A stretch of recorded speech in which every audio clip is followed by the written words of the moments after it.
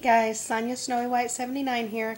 I told you I'd do a 4-month update, and I'm here, even though I'm at 19 weeks. So I'm getting close to my 5-month. But anyway, all the numbers and everything are based on when I was 4 months post-op VSG.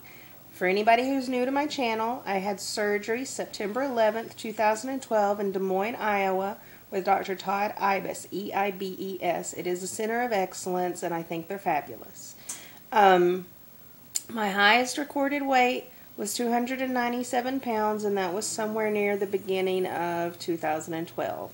And I freaked out because I was 3 pounds away from 300 pounds, and I never, ever, ever wanted to be 300 pounds. So I had already been looking into a form of bariatric surgery, so I started doing more research. The reason I had backed off on my research prior to this was because I wanted to give it one last shot to make sure that I had done everything I could do on my own without a tool to lose weight.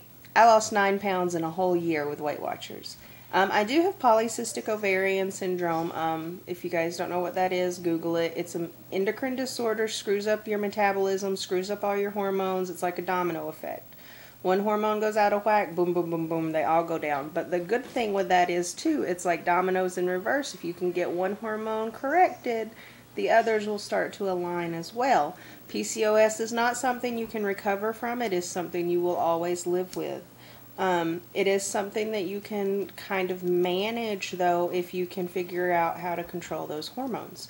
So anyway, further research, contact with my new insurance. We were on my husband's insurance when I started researching before, and quite honestly, that's part of why I wanted to give it one last shot, was because we were going to have to pay cash because his insurance covers 0% of bariatric surgery. They don't think it's medically necessary.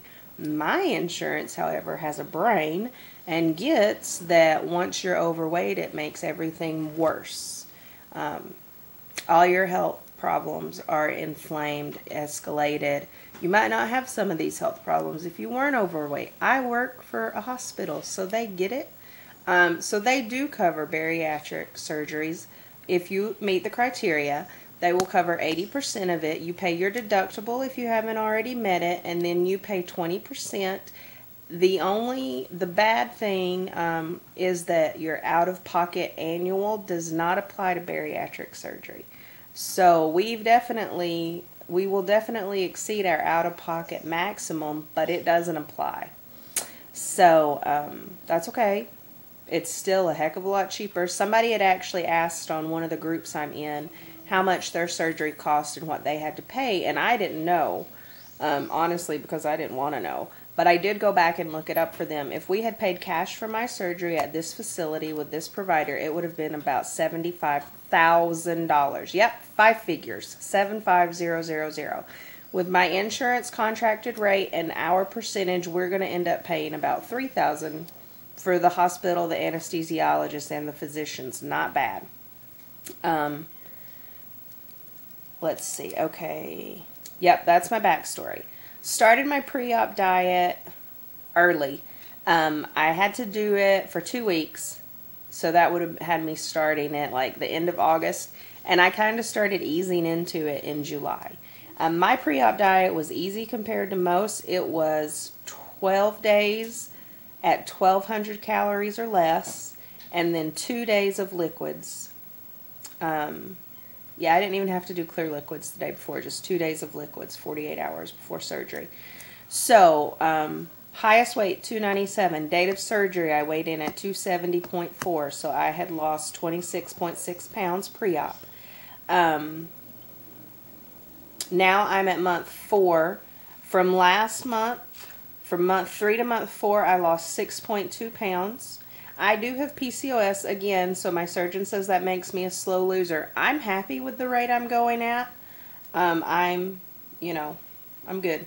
Since surgery, I've lost 40.2 pounds. I've lost a total of 66.8 pounds, which made me, at 4 months, sorry, today's weigh-in day, so I don't want to give you that number, but at 4 months, I was weighing in at 230.2 pounds.